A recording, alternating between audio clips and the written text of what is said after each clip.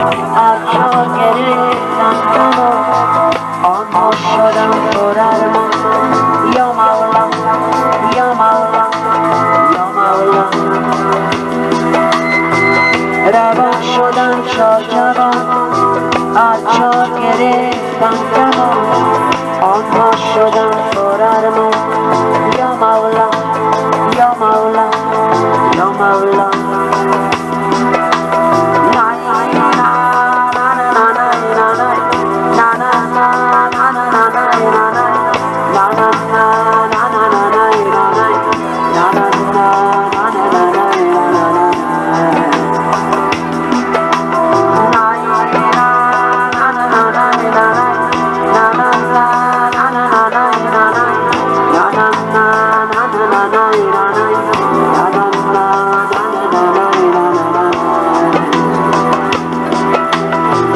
مادر بگفت پسر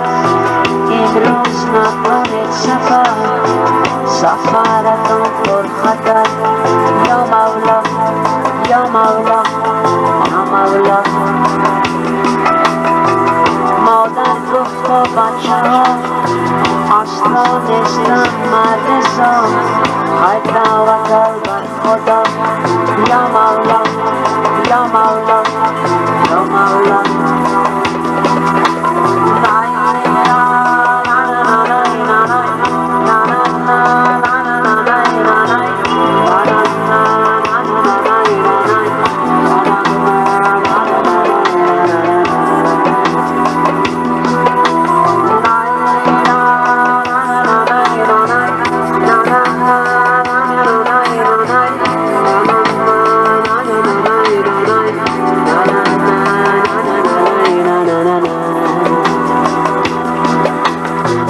آدم زدن یک باران